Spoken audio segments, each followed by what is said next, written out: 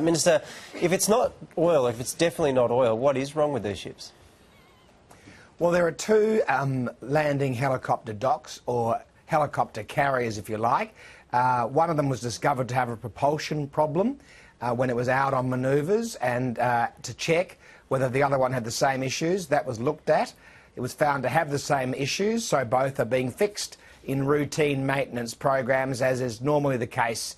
It certainly had nothing to do with oil. Don't know where that story came from. Sure, but the question is, what is it if it's not oil? We've heard various things, from an electrical problem to there being an issue with them just being overused, like thrashed out on the water or something.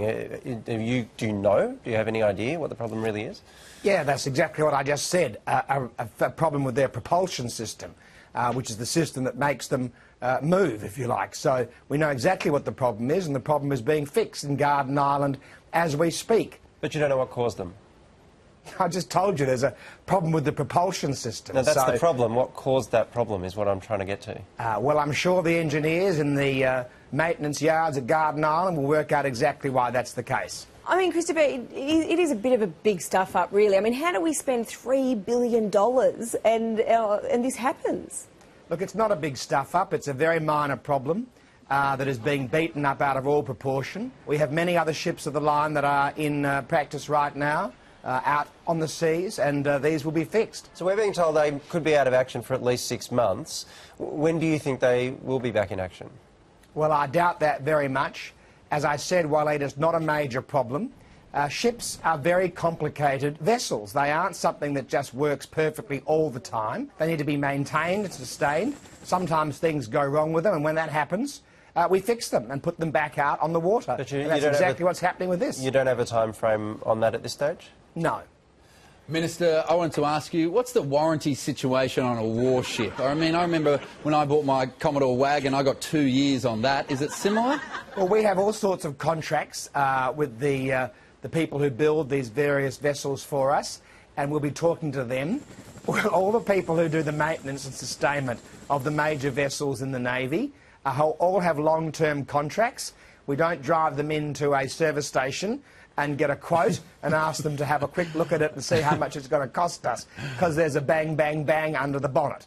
We have all sorts of proper contracts and maintenance contracts that last for decades into the future, and this will be fixed just like every other piece of equipment in the Defence Forces. Minister, you are joining us on Anzac Day, and I understand that you lost a great uncle at the Gallipoli landing who was just 19, is that right? Yeah, that's exactly right. So I had two great uncles that went to the war and didn't come back. Great uncle Patrick, who was killed on the first day in the landing at Gallipoli, and great uncle Octavius, who was killed at the Battle of the Somme a couple of years later. And today at the War Memorial, Private Patrick Pine, as he was called, his citation is being read out at the service that they hold every night at the War Memorial, which is a great privilege, and obviously I'm very proud of his service and the service of my father, who fought in Korea, where he was a medical captain, and so Anzac Day is a very important day in the Pine household. Well, you know, just being 19, you reflect on just how young they all were, and for you as a father, I'm sure that takes on new meaning as well. Look, it's ridiculous that anybody so young could be cut down in their prime. In fact, even before they've reached their prime.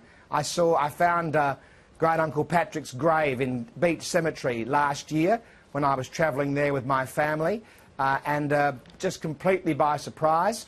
It was fate that led me there, and it was a very overwhelming moment for me. But the thing that really struck me was that 19-year-olds had so much ahead of them, and not just Patrick, but thousands, tens of thousands of people like him from Australia who never got to live their lives, and it's something we have to avoid happening in the future. Minister, thank you so much for your time tonight. It's a pleasure, thank you.